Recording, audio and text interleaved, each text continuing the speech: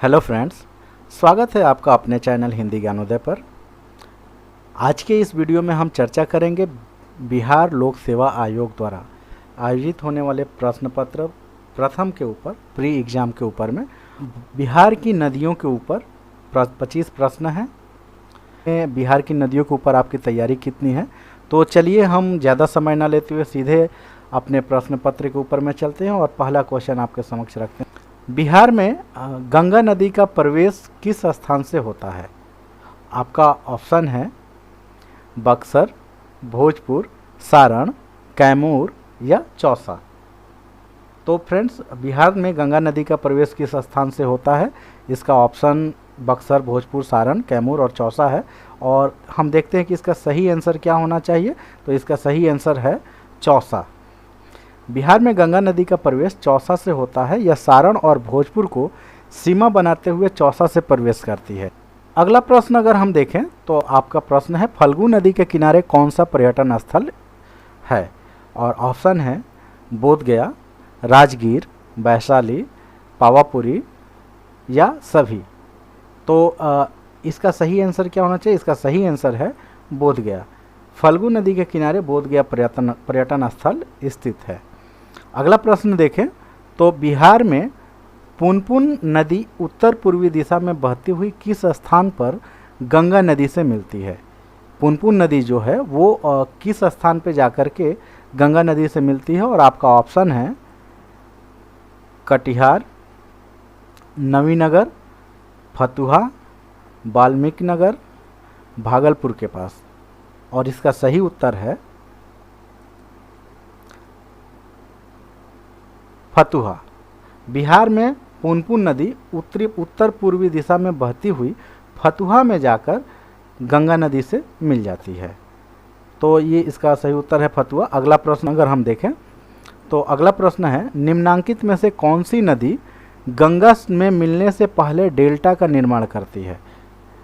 Delta के विषय में हम सब लोग जानते हैं। तो कौन सी ऐसी नदी है बिहार की जो कि गंगा नदी में मिलने से पहले डेल्टा का निर्माण करती है? और इसका सही ऑप्शन है ऑप्शन आपके सामने है कोसी नदी, गंडक नदी, सरयू नदी, महानदी या अजय नदी।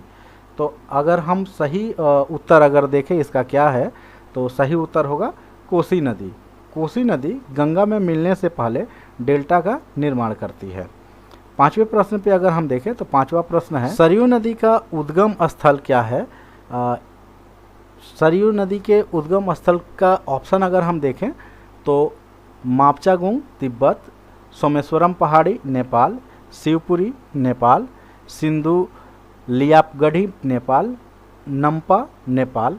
तो ये 5 ऑप्शन है आपके सामने। और सही ऑप्शन क्या होना चाहिए फ्रेंड्स? तो सही ऑप्शन है इसका मापचागुंग तिब्बत। ये सरयू नदी एकमात्र ऐसी नदी है जो तिब्बत से निकलती है और नेपाल के रास्ते होते हुए बिहार में प्रवेश करती है। अगला प्रश्न 6 नंबर प्रश्न अगर हम देखें तो मधुबनी जिला के जयनगर कस्बे से बिहार में प्रवेश करने वाली नदी का नाम क्या है?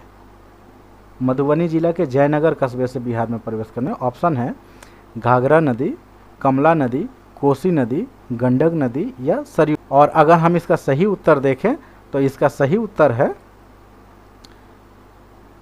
कमला नदी। मधुबनी जिला के जयनगर कस्बे से बिहार में प्रवेश करने वाली नदी का नाम कमला नदी है। इसका उद्गम स्थल नेपाल के महाभारत पर्वत कहलाने वाली श्रृंखला में है। अगले प्रश्न पर देखें तो कोसी नदी बिहार में कहाँ से प्रवेश करती है? कोसी नदी का प्रवेश किस जगह से होता है बिहार राज्य में? ऑप्शन है अररिया, किशनगंज, पूर्णिया, कटिहार या सुपौल। सही आंसर है पूर्णिया। कोसी नदी बिहार में पूर्णिया जिला से प्रवेश करती है। 8वें प्रश्न पे अगर हम चलें तो फल्गु नदी का उद्गम स्थल क्या है? ऑप्शन आपके सामने है मैकाल पर्वत अमरकंटक, चोरहा पहाड़ी पलामू, छोटा नागपुर का पठार, खगड़िया हजारीबाग, महाभारत पर्वत नेपाल। और इसका सही उत्तर है छोटा नागपुर का पठार। छोटा नागपुर हम सभी जानते हैं, छोटा नागपुर जो है झारखंड के अंतर्गत स्थित है और फल्गु नदी का उद्गम स्थल छोटा नागपुर है। गया में फल्गु नदी के किनारे ही लोग अपने पूर्वजों की आत्मा की शांति के लिए पिंडदान करते हैं। तो ये आप ध्यान रखेंगे, इस नज़रिए से अगर देखें तो फल्गु नदी बहुत इंपॉर्टेंट है। अगला प्रश्न है, इनमें से किस नदी का संगम गंगा नदी के साथ मुंगेर के निकट होता है? ऑप्शन है गंडक, सोन, फल्गु, बूढ़ी गंडक, कर्मनासा। और इसका सही उत्तर है बूढ़ी गंडक का संगम गंगा नदी के साथ मुंगेर के निकट होता है। 10वें प्रश्न पे देखें तो बूढ़ी गंडक निम्नांकित में से किस जिला से होकर नहीं गुजरती है? ऑप्शन है चंपारण, गोपालगंज, मुजफ्फरपुर, मुंगेर या दरभंगा। और सही आंसर है बिहार के गोपालगंज जिला से होकर के नहीं गुजरती है। 11वां प्रश्न है, निम्नांकित में से कौन सी नदी हिमालय से नहीं निकलती है? ऑप्शन है बागमती, कमला, गंडक, महानंदा और सोन। और इसका सही जवाब है सोन नदी हिमालय से नहीं निकलती है। इसका उद्गम स्थल मैकाल पर्वत अमरकंटक है। 12वें प्रश्न की बात करें तो 12वां प्रश्न है, निम्नांकित नदियों को बिहार में उनकी लंबाई के अनुसार अवरोही क्रम में लगाएं तो इनका क्रम क्या होगा? और नदियां देखते हैं कौन कौन सी है, गंगा, घाघरा, महानंदा, बागमती और गंडक। तो इन नदियों को आपको अवरोही क्रम में लगाना है, तो आपका क्रम क्या होगा? ऑप्शन देखते हैं, क अंग, ख ग, घ ग, क ख घ अंग ग। यानी कि आप इसको पैटर्न्स पे अगर हम देखें तो पहले गंगा, फिर जो है कि गंडक। इस आधार से इन चारों में से क्या ऑप्शन होना चाहिए आपका सही आंसर? तो इसका सही आंसर होगा क्रम संख्या 4, यानी कि सबसे पहले गंगा, फिर जो है कि बागमती, फिर जो है कि महानंदा, फिर गंडक और ख जो है घाघरा नदी वो सबसे अंत में आएगी। मतलब अवरोही क्रम में, यानी कि जो है आपको बढ़ते हुए क्रम से घटते हुए क्रम की ओर जाना था। तो घाघरा नदी का 83 किलोमीटर 83 किलोमीटर का ही बहाव है। अगर हम इन नदियों के विषय में और देखें तो गंगा नदी 445 किलोमीटर, बागमती 394 किलोमीटर तक बहती है और महानंदा का 376 किलोमीटर का जो है कि ये है, गंडक का 260, घाघरा का 83 किलोमीटर का आप जो है बहाव बिहार राज्य में होता है। अगर 13वें प्रश्न पे हम देखें तो 13वां प्रश्न है, गया शहर किस नदी के तट पर बसा हुआ है? और ऑप्शन है सोन नदी, किउल नदी, बागमती नदी, फल्गु नदी या गंडक नदी। और इसका सही उत्तर है फल्गु नदी। फल्गु नदी के तट पर गया। अगला प्रश्न हमारे सामने है, दरभंगा किस नदी के तट पर बसा हुआ है? और ऑप्शन है आपके सामने गंडक, बूढ़ी गंडक, गंगा, सरयू या बागमती। और इसका सही उत्तर है बागमती नदी के तट पर बसा हुआ है दरभंगा शहर। 15वें प्रश्न को अगर देखें तो विक्रमशिला सेतु किस नदी पर बनाया गया है? विक्रमशिला सेतु किस नदी के ऊपर बनाया गया है? ये इसके ऑप्शन हैं गंडक, बूढ़ी गंडक, गंगा, सरयू या बागमती। तो इसका सही आंसर है विक्रमशिला सेतु गंगा नदी पर बनाया गया है। विक्रमशिला सेतु भारत में पानी पर 5वां सबसे लंबा पुल है। इसकी लंबाई 4.7 किलोमीटर है। तो ये उससे कुछ संबंधित तथ्य थे। अगर अगले क्वेश्चन पे हम आते हैं, प्रश्न पे आते हैं, निम्नांकित में से बिहार का कौन सा शहर गंगा नदी के तट पर नहीं बसा हुआ है?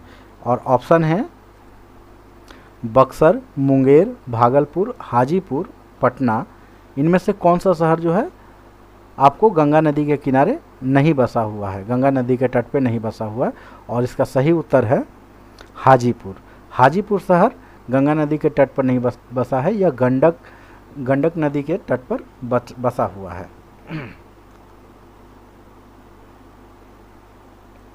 अगला प्रश्न है, किस नदी को धार्मिक आधार पर अपवित्र व अशुभ नदी माना जाता है?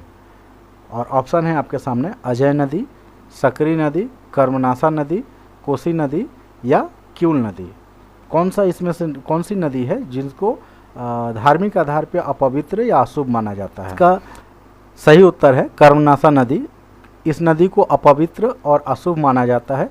यह विंध्याचल की पहाड़ियों से निकलकर चौसा बक्सर के निकट गंगा नदी में मिल जाती है। पुनपुन नदी का उद्गम स्थल कहाँ है? और ऑप्शन है खगड़िया हजारीबाग, चोरहा पहाड़ी पलामू, छोटा नागपुर पठार, मैकाल पर्वत अमरकंटक और महाभारत श्रेणी नेपाल। और इसका सही उत्तर है पुनपुन नदी का उद्गम स्थल चोरहा पहाड़ी पलामू में है। इस नदी को दक्षिण बिहार की दूसरी प्रधान नदी भी कहा जाता है। अगला प्रश्न है निम्नांकित में से किस नदी का उद्गम स्थल बिहार में है? ऑप्शन है किउल नदी, उत्तरी कोयल, दक्षिणी कोयल, अजय नदी या सकरी नदी। ऐसी कौन सी इनमें से नदी है, इन पांचों में कौन सी नदी है जिसका उद्गम स्थल बिहार में है? और इसका सही उत्तर है अजय नदी। इसका उद्गम स्थल बिहार में है। यह बटपाड़ा जमुई में इसका उद्गम स्थल है। इसे अजमती या अजायवती नदी भी कहा जाता है। यह बंगाल में प्रवेश करने के उपरांत गंगा में विलीन हो जाती है। और अगला प्रश्न अगर हम देखें तो है निम्नांकित में से किस नदी का संगम गंगा नदी के साथ प्रत्यक्ष रूप से नहीं होता है? ऑप्शन है कमला नदी, बागमती नदी, पुनपुन नदी, फल्गु नदी, घाघरा नदी। और सही उत्तर है इसका बागमती नदी का संगम गंगा नदी के साथ प्रत्यक्ष रूप में नहीं होता। इसका संगम कोसी नदी के साथ होता और बाद में कोसी नदी का गंगा में। अगले प्रश्न की ओर चलते हैं और देखते हैं अगला प्रश्न क्या है। तो उत्तर बिहार की नदियां जो पश्चिमी भाग से पूर्व की ओर प्रवाहित होती हुई गंगा नदी में मिलती हैं, उनका सही क्रम क्या है? ऑप्शन है गंडक, सरयू, बूढ़ी गंडक, बागमती, सरयू, गंडक, बूढ़ी गंडक, बागमती, सरयू, बूढ़ी गंडक, गंडक, बागमती, घाघरा, बूढ़ी गंडक, गंडक, कोसी। इन चारों क्रम में कौन सी ऐसी नदी है जो कि पूर्व की ओर प्रवाहित होती हुई गंगा नदी में मिलती है, पश्चिम से पूर्व की ओर? और ये सारी नदियां उत्तर बिहार की हैं। तो इसका सही उत्तर है क्रम संख्या ख, यानी कि सरयू, गंडक, बूढ़ी गंडक और बागमती। ये सही उत्तर होगा। 22वां प्रश्न देखते हैं कि दक्षिण भाग में प्रवाहित होने वाली नदी का सही क्रम बताएं जो कि पश्चिम से पूर्व की ओर बहते क्रम में गंगा से मिलती है। और ऑप्शन है सोन, पुनपुन, फल्गु, सकरी, सोन, पुनपुन, सकरी, फल्गु, सोन, फल्गु, पुनपुन, सकरी, फल्गु, सोन, पुनपुन, सकरी।